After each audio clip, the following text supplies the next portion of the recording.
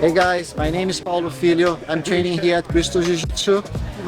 Today we have a seminar about shoulder locks and shoulder control, which I show some of my details, how I set up the Oma Plata, how I submit using the Oma Plata, how I transition to other situations, how I don't lose the situation in case the opponent is fast or strong, he wanna lift me up or he wanna roll. So how I can keep control and transition to something else. This is the fundamental part for everything in Jiu-Jitsu. I cannot relax my abs. So I'm going to falling back with my abs like engaged. So I'm bringing my legs with me, right?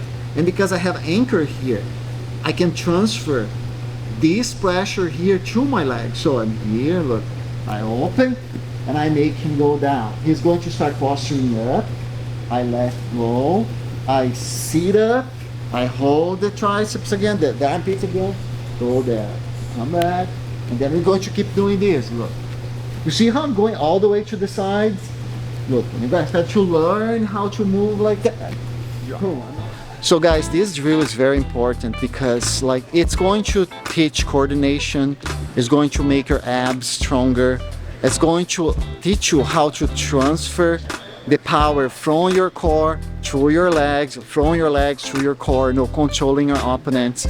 And the main thing of this is movement, because I'm doing a very big like movement from the left to the right, and I can tell like just looking at those guys, they are not used to move like that, because in Jiu-Jitsu we always move side to side. It's from one shoulder to another shoulder, one butt cheek to another butt cheek.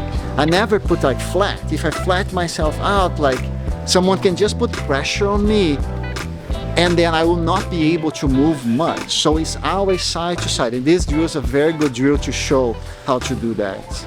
I prefer when I put someone in a Oma Plata like that, I prefer like sit up, I kick my foreleg, of course I keep control of the wrist, I kick my foreleg and I extend my body like that.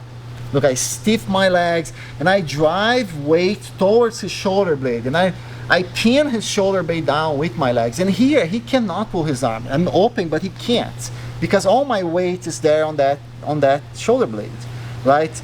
So now here, if I try to submit, I'm not going to be able. If I just do this and try to submit, I'm not going to be able. But how can I submit him here? So first, we're going to break his posture totally. So you can start with your here, but then eventually you have to sit up. Then you adjust, kick, extend, like put all that pressure there. And you see how I'm crunching forward. Look, his hands are trapped here. He cannot escape. Look, it's locked on my abs. So I have all my posture forward here. My legs is very heavy here. I'm using this other leg as my base. So what I need to do right now, and I'm holding his waist here. So what I'm going to do, I'm going to point my toes outside, both. So now it's kind of a triangle situation here. Now what I'm going to do, like I don't need to lock. I'm just going to keep this triangle shape here, and I'm going to start sliding kind of forward, but my butt is going out. So I'm doing this, kind of a drift with a cut. So, but I pull his waist. Look, I do this and pull him. As soon he have his hip on the floor, now it's easy to submit him. You know, so then I'm going to put all my weight on his hip. You can hold him. Then it's up to you guys. You can post your hand here. Doesn't matter. A good one is holding the shoulder like that, but I'm holding the shoulder, but all my weight's on his hip. I don't want him lifting his hip up. Then what I want to do, all the pressure down on his shoulder again. So I'm going to start like driving my head towards that direction, and all my pressure is down towards his shoulder. My knee have to be very heavy there, and my stomach here is driving his wrist towards his neck. So I'm here with him, very heavy, and you have to feel this motion. You have to feel that you're lifting his wrist up. You see, I'm lifting, he's going to back.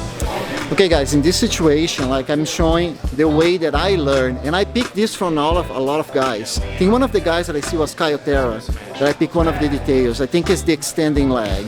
And also my school, when Barbosa was teaching us, he was showing like similar things. So, and then I add some like pepper and salt from my thoughts, and that's my way of doing things. So the logic behind that is Oma Plata is hard to submit because people are flexible, they don't feel threat there. So to submit someone, you need the hip down. And in order to put the hip down, first you need to control the shoulder. If I don't control the shoulder, I can't put the hip down. So first you're going to drive all the pressure to that shoulder blade, and you have that way of doing, like extending your leg, like kicking down and driving pressure to the shoulder blade. And then as soon as you can sit up, you hold the hip, and then you can do that drifting motion, like you're separating the guy from his shoulder. And then he's going to drop the hip, and then we can apply the submission. And when I start controlling his hip, he's going to roll. Okay? Look, all my weight's on him, I'm pushing him. But if I keep pushing him, we're going to scramble, but I need to allow him to keep rolling. So then I start controlling the triceps, right? Now, when I get to here, I will pull him, and all my weight, I'm driving my weight forward towards his armpit. Like I can hold both hands, all my weight's on his armpit. I'm really like driving the floor, and he's feeling his rib cage is going down. And then I start pivoting here very slow. I kind of, this is another drift that I'm smashing his rib cage down, and then I end up in the armbar. Right, so just think about that, you know. First you drive weight towards his body to slow him down. When you see that he is in the point that he can roll, you start driving weight to his armpit, and then you start connecting the best for you, both hands, both triceps. The thing that your body allows better for you to drive weight towards his armpit, and then when you feel that you're driving weight to the armpit, you're going to feel naturally like that you can really rotate and change the angle to end up in the armbar. Make sense, guys? So let's try. Oftentimes the opponent will roll. If you hit roll when you don't address this roll, it's just to become a scramble, and you guys will end up on top, fighting again for a good situation. So anyways, when you realize you lose the battle, you lose the Oma Plata, and he's rolling, you drive all your weight on top of your opponent just to slow him down. And then you have the opportunity to start rotating, pivoting on his armpits, replacing the right hand by the left hand, and ending up in an armbar. So my attack will always start like here, and then I scoop in, boom, and very shallow. Like I don't have this armbar. He can, if I just stay here, he can just pull his hand, you know. But I will smash down. Now I start controlling his shoulder, and you have to turn a little bit his hand. Yes, he's turning his thumb down. Now is the moment. Don't do this. He's going to pull his arm out. What you're going to do when he start turning his elbow, you keep that pressure down. You keep that pressure down. And I'm making a sandwich here with his shoulder. Now I extend my leg. And oftentimes, if the guy that have that hand there, I can start hooking that arm. We can talk about that after, but I extend. Oh, sorry, sorry, man. I'm sorry.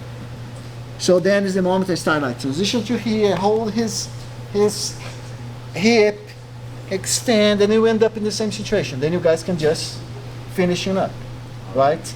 Let's just to make a little bit more fun. Let's do like that. Let's end up in the Oma Plata, but you're not going to submit in the Oma Plata, right?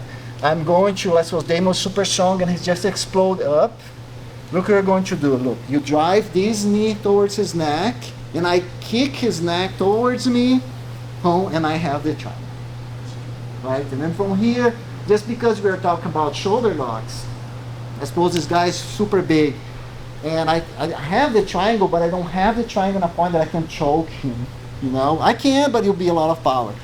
So what we're going to do, we're going to lift our hips up. I'm going to, same side, I have the arm, same hand, I'm going to dive underneath him, and you see how I'm like controlling the wrist? I don't want to just go here, I want to like do this. Now I'll connect my hands, and then now we're going to shoulder lock him from here. And I'm controlling, look, like I have my biceps here, like from my shoulder to my elbow, controlling the arm up, and this one is bringing the elbow towards me to create that angle that I can shoulder lock him. When I see the opportunity, I will slide to one side and I will smash the elbow. There's no arm bar there. Could be if the guy like have not much experience, I could transform that thing in an arm bar, but I just want them to turning the thumb down. When they turn the thumb down, it's all about like doing what I was saying, like you extend your legs, you end up in the Oma Plata, and then you can finish the Oma Plata. You can roll to that arm bar that you see, or you can use like kind of the Kimura thing, pull the elbow and boom, submit. Or a regular triangle as well will work.